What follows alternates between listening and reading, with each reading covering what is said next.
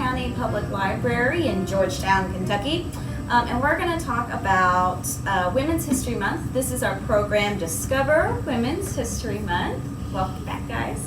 And we're going to focus actually on two innovative female artists that have really made their mark on the world today. So we're going to focus first on Faith Ringgold. And you'll see in your packet there's some images of her, and you can tell, you know, she's had a really long career because we have some when she was younger and some when she was a little bit older. So Faith Ringgold is a painter. She is a sculptor, but she's also a performance artist. She's a writer, and she's also a speaker. So it's interesting, she's known as a mixed media artist because she'll use different kinds of things like in her works, such as fabric on paintings. Ringgold was born in Harlem in 1930, and that's notable because it was right during the Harlem Renaissance. So basically, Harlem is an area of New York that is known for kind of this renaissance or rebirth of Black culture, specifically in the arts. So we're thinking, you know, fashion and music and dance, but also visual art, like what Faith does. Now, Ringgold, she actually also was heavily influenced by the civil rights movement and the feminist movement. So her work kind of reflects these influences, but she also, in her own life, she was an activist for women artists as well as African American artists to try to get their work out in the world. And an activist is somebody who publicly supports one side of a controversial issue. So an activist maybe would have a protest or a demonstration or get people to sign petitions, so on and so forth.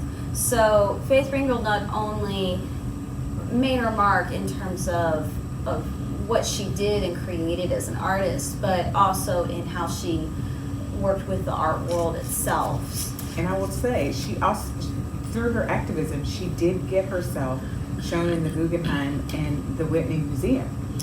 So those are pretty big deals for any artist, but especially at the time for a woman and a woman of color. It's huge. She's known for a lot of different kinds of things. Again, if you look through your packet, you'll see an example of her sculptures, and there's a painting. But then we move on to her quilts, which I understand them to be a combination of both the paint and fabric. And they also mentioned it's important, not only is the fabric included, but because it's sewn or some kind of quilting is done. So they really are considered quilts.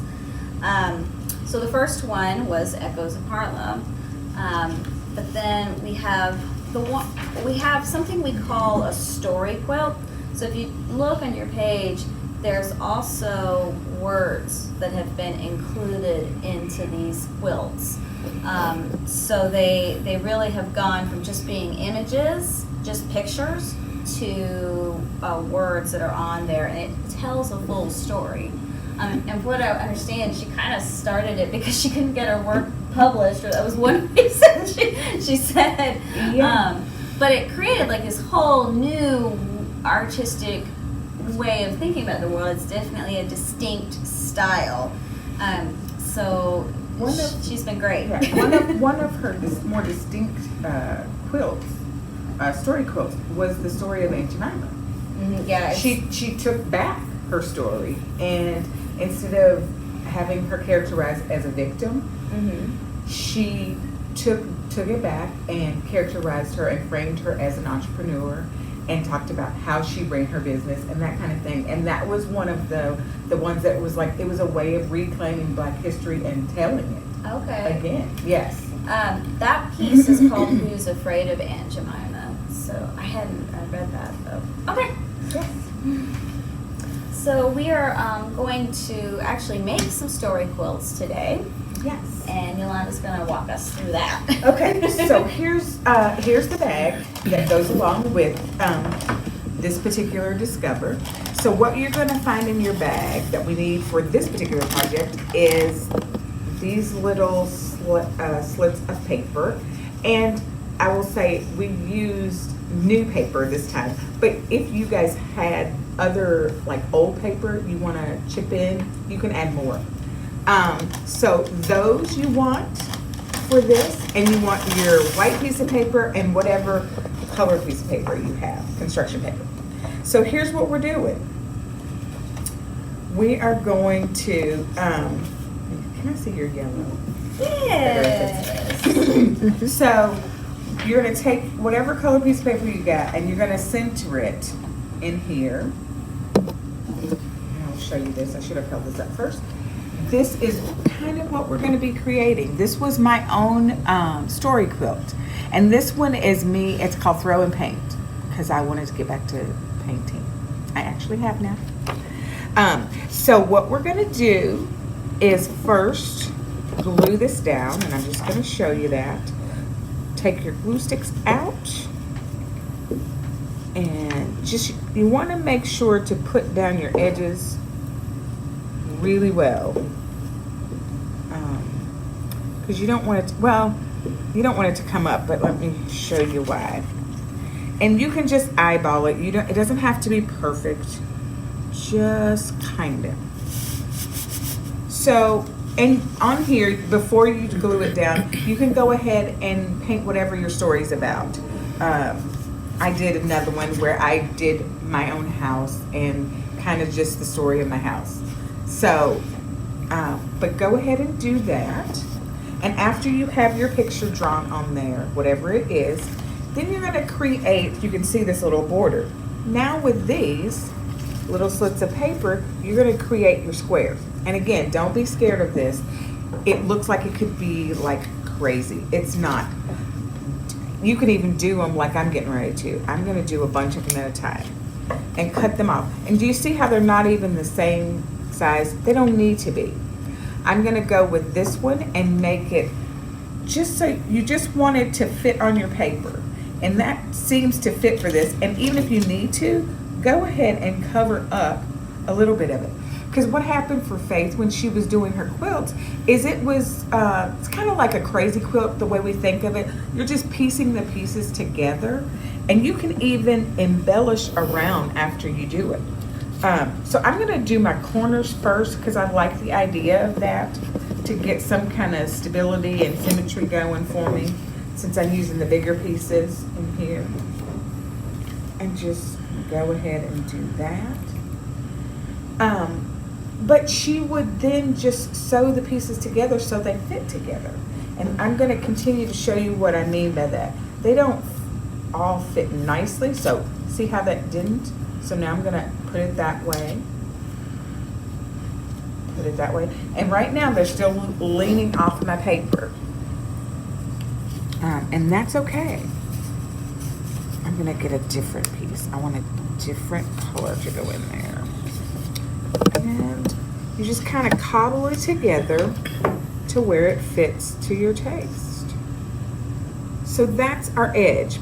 So now I'm going to go ahead and glue this down just like I positioned it.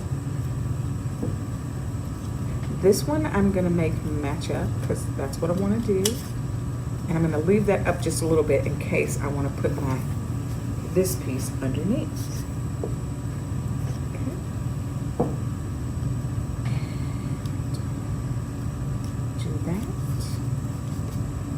And we're going to keep going, and I'm going to do just this line for you so you can see how the edge will look and show you how you get your nice edge back on the outside.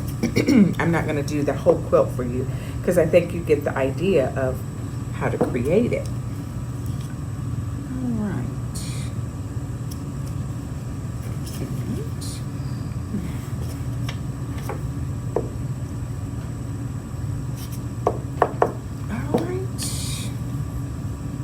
Match that up to the corner again.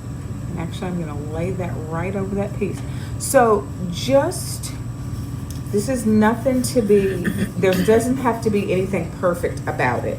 You can make it more perfect.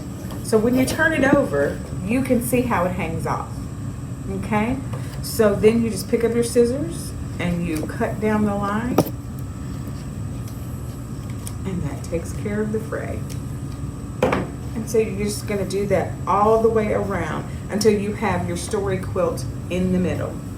And it should end up looking something like that. So you guys take your time, choose your story well, what story you would like to tell about yourself. Maybe you would like to tell about your home, maybe your friends, maybe your family, or maybe a particular time of year that you guys get together and do something fun, or just whatever you would like to share about yourself in your story quilt. All right, so have fun with that. And we have another artist coming up. Yes, so I think you all will probably want a lot of time to work on your story quilt. So we're just going to talk about this artist real fast, and the craft associated with it is really fast, okay? So our other artist we wanted to talk about was Yayo Kusamo, and she is a Japanese artist. She was born in 1929 in Matsumoto, Japan. And she's probably one of the most famous living modern artists now. She was considered part of the New York avant-garde, so think Andy Warhol during the 60s. She actually now lives in Japan again in a mental institution by her own choice, but she continues to work on an international level. So she has a very recognizable style you've seen. It is polka dot. Yes. So she basically has polka dots on everything. It just makes a whole world of it. She's a painter, a sculptor, a performance artist. Now during the 60s, she did a lot of performance art that related to anti-establishment and anti-war kinds of things. And so you can see there's some images of her when she was younger. But now she creates these whole worlds of polka dots through the use of infinity mirrors. So she uses mirrors to make these worlds just look huge. So just a very, it could be a small room, but it looks like it's maybe as big as a palace, just because she uses mirrors to trick the eye. So we're just going to do a very simple thing with this. Yes, in your bag, you're going to find some polka dots. And a lot of what she did, and I know when she works with kids and kids reproduce some of her art, she just lays polka dots in a room and has people put the polka dots on things. So that's what we thought today, is you get to choose some things. And what I have chosen, I'm going to polka dot my pen. So, and Julia also has some polka dots, so she's going I have to match. Well, match in a way. In a way. Yeah. I mean, and some of the things that she put polka dots on, she put polka dots on trees, she put them on pumpkins. It just, for her, it was about creating the world, like you said, like the infinity rooms that she created. It made it feel as though the experience just went on and on and on. She loves pumpkins, by the way. That's a favorite thing for her to work with. So, and we are going to encourage you to polka dot things that are your own. Yes. not your friends. Not. So the other thing I'm going to polka dot is, this is just my coffee cup. But if you have a water bottle, it's kind of a fun thing that you could get away with polka dotting. So I'm going to polka dot my coffee cup. How do I look? You look polka dotted. You look Kusama. I actually Kusama the friend's window. I used black dots. We don't recommend this. No, but it was my own personal, and she was okay with it, so. And then we have a short little video just showing you exactly how Kusama maybe would see just this landscape scheme.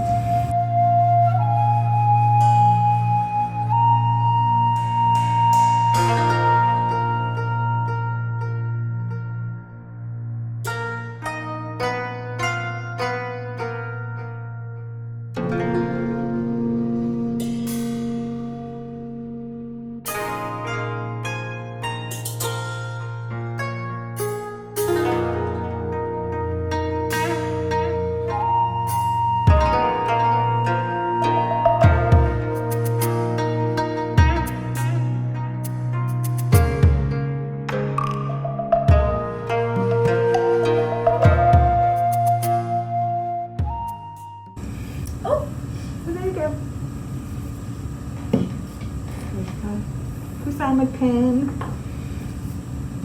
And Julia's got her mask. Yeah, so just have fun with it.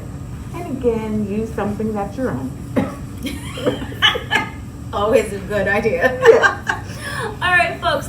Well, I encourage you to keep working on your quilts. Those probably will take some time, and they are a lot of fun. It's a good way to explore kind of stories maybe want to think about for ourselves. And thank you all for watching. We definitely always have things on our calendar, so check us out at justscottpublib.org. And We love hearing from you. We too. do. So definitely. So you all have a lovely day.